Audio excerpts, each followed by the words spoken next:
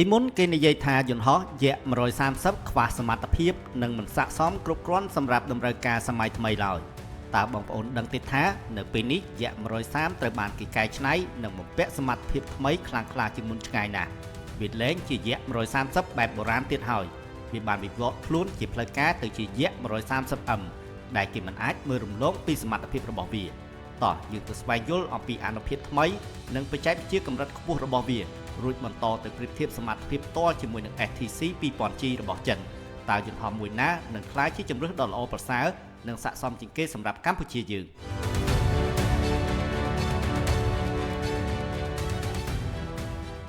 យៈ 130M គឺជាការវិវត្តចុងក្រោយបង្អស់របស់យៈ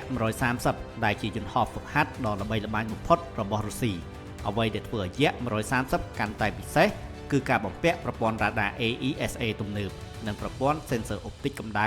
ដែលអនុញ្ញាតឲ្យវាអាចស្វែងរកនិងចាក់សោរគោលដៅបានយ៉ាងច្បាស់លាស់វាមិនត្រឹមតែជាយន្តហោះហ្វឹកហាត់តែប៉ុណ្ណោះទេប៉ុន្តែវាត្រូវបានកែសម្រួលឲ្យคล้ายទៅជាយន្តហោះចម្បាំងធុនស្រាលដែលអាចបំពាក់មីស៊ីលទំនើបនិងប្រព័ន្ធការពារខ្លួនដ៏មានប្រសិទ្ធភាពថែមទៀតផង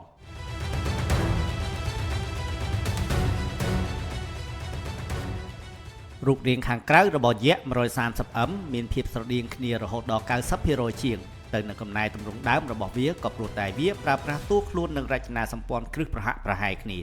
ប៉ុន្តែប្រសិនបើយើងពិនិត្យមើលឲ្យបានល្អិតល្អន់ទៅលើផ្នែកមួយចំនួនយើងនឹងមើលឃើញពីចំណុចខុសប្លែកគ្នាបន្តិចបន្តួច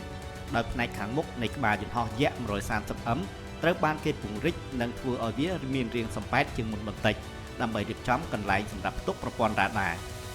ក្រៅពីនេះការខុសគ្នាក៏អាចមើលឃើញយ៉ាងច្បាស់ផងដែរនៅពេលដែលយន្តហោះទាំងពីរត្រូវបានបំពាក់បរិក្ខារពេញលេញដោយយៈ 130M មានការបំពាក់បន្ថែមនៅកញ្ចប់ប្រព័ន្ធការពារខ្លួនបែបអេឡិចត្រូនិកនិងប្រព័ន្ធអន្តរាគមន៍ផ្សេងៗនៅតាមចំណុចខាងក្រោមនិងចុងស្លាបនៃយន្តហោះដែលធ្វើឲ្យវាមានរូបរាងពេញលេញជាអ្នកប្រយុទ្ធពិតប្រាកដជាងយន្តហោះ model ដើមបន្តិច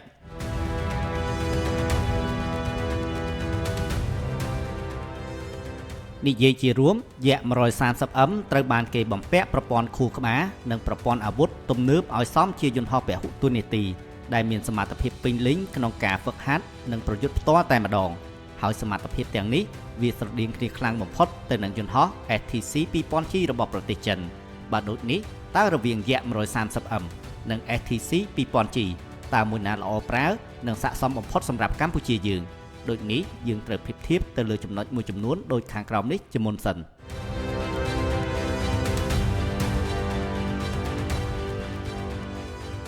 ទី1កម្លាំងនិងល្បឿន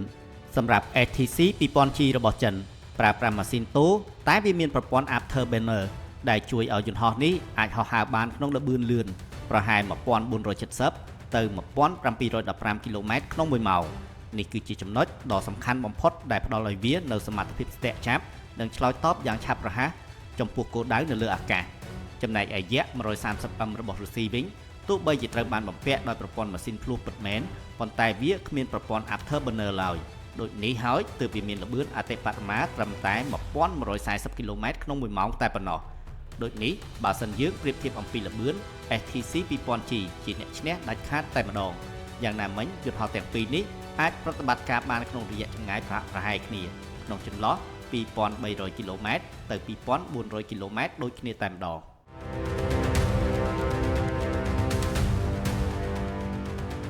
ទី2សមត្ថភាពខួរក្បាលនិងប្រព័ន្ធអាវុធជាមួយនឹងសមត្ថភាពថ្មីដ៏គួរភ្ញាក់ផ្អើលយៈ 130M ត្រូវបានគេបំពាក់ប្រព័ន្ធខួរក្បាលនិង sensor កម្រិតខ្ពស់រួមមានរ៉ាដា AESA ទំនើបកាមេរ៉ាអុបទិកកម្ដៅនិង laser ព្រមទាំងមានប្រព័ន្ធការពារខ្លួនប្រភេទ President S130 ផងដែរយៈ 130M មានកន្លែងព្យួរអាវុធបាន9កន្លែងនៅខាងក្រោមតួនៃយន្តហោះនិងផ្ទុកទម្ងន់បានប្រហែល 3000 គីឡូក្រាមវាមានសមត្ថភាពពេញលេញក្នុងការស្វែងរកចាក់សោរគោលដៅនិងបាញ់មីស៊ីលអាកាសទៅលើអាកាសនិងមីស៊ីលនាំផ្លូវដើម្បីទប់ទល់ទៅនឹងដ្រូននិងគោលដៅផ្សេងៗទៀតបានយ៉ាងមានប្រសិទ្ធភាពចំណែកឯ STC 2000G វិញត្រូវបានបំពាក់ប្រព័ន្ធរ៉ាដាគ្រប់គ្រងការបាញ់រួមជាមួយកាប៊ីនទំនើបដែលមានសមត្ថភាពបំពាក់អេក្រង់ Digital ពេញលេញ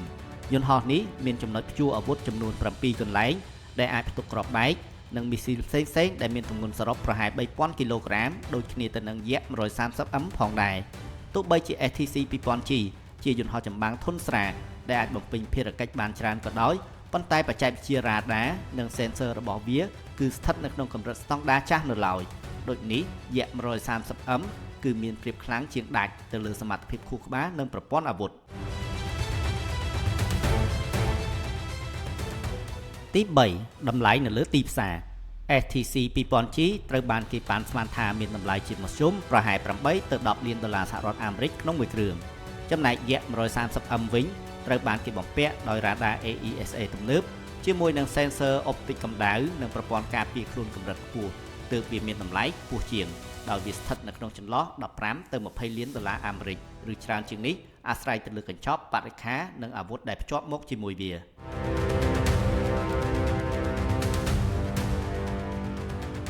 ទី4ចំណាយប្រតិបត្តិការ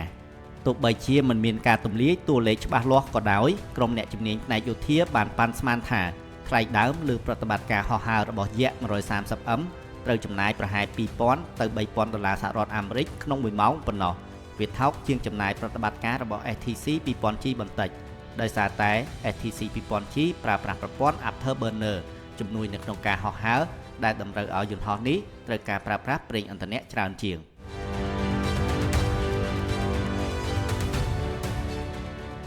បើយើងវិភាគផ្អែកទៅលើចំណុចស្នូលទាំង4ខាងលើនេះជាលទ្ធផលក្រៅតែពីល្បឿនគឺយៈ 130M មានភាពឆ្នះដាច់ទៅលើ HTC 2000G រួចទៅហើយ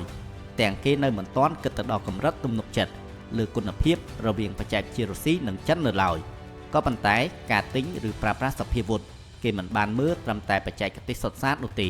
វាពាក់ព័ន្ធទៅនឹងបញ្ហាស្មុគស្មាញជាច្រើនទៀតរួមទាំងទំនាក់ទំនងយុទ្ធសាស្ត្ររវាងអ្នកលក់និងអ្នកទិញព្រមទាំងភាពស៊ីចង្វាក់គ្នានៃប្រព័ន្ធការពារជាតិរបស់ប្រទេសនីមួយៗជាក់ស្ដែងសភាវុធនិងប្រព័ន្ធបច្ចេកវិទ្យារបស់កម្ពុជាភាគច្រើនបានប្រើប្រាស់មានប្រភពពីប្រទេសចិនស្រាប់ទៅហើយការជ្រើសរើសយកយន្តហោះចិនប្រកាសជាមានភាពងាយស្រួលជាងក្នុងការសម្របខ្លួនថែទាំនិងស្វែងរកគ្រឿងបន្លាស់ជាយន្តហោះរបស់រុស្ស៊ីជាក់ជាមិនខានចំណុចសំខាន់មួយទៀតគឺរុស្ស៊ីកំពុងតែជាប់ទណ្ឌកម្មយ៉ាងធ្ងន់ធ្ងរពីមហាអំណាចលោកខាងលិចដូចជាសហរដ្ឋអាមេរិកនិងសហភាពអឺរ៉ុបប្រសិនបើកម្ពុជាជ្រើសយកផ្លូវស្និទ្ធស្នាលខ្លាំងដោយអាស្រ័យឬពឹងផ្អែកទៅលើរុស្ស៊ីខ្លាំងពេកវាមិនមែនជាជម្រើសនយោបាយការទូតដែលល្អប្រសើរនោះទេព្រោះវាអាចបង្កជាហានិភ័យទៅលើការផ្គត់ផ្គង់គ្រឿងបន្លាស់រយៈពេលវែងនិងមានភាពរសើបផ្នែកភូមិសាស្ត្រនយោបាយអន្តរជាតិតើបងប្អូនយល់ឃើញដូចម្តេចដែរចំពោះសមត្ថភាពថ្មីរបស់យៈ 130M ខាងលើនេះហើយរវាងយន្តហោះទាំងពីរប្រសិនបើតម្រូវឲ្យរដ្ឋាភិបាលកម្ពុជាទិញយកមកប្រើតើបងប្អូនគិតថាមួយណាជាជម្រើសល្អជាងហើយមូលហេតុអ្វីសូមផ្ដល់ការ comment ប្រាប់យើងខ្ញុំផងប្រសិនបើបងប្អូនពេញចិត្តវីដេអូនេះសូមជួយចុច like share និង subscribe ដើម្បីទទួលបានវីដេអូថ្មីទៀតនៅពេលបន្ទាប់អរគុណនិងជម្រាបលា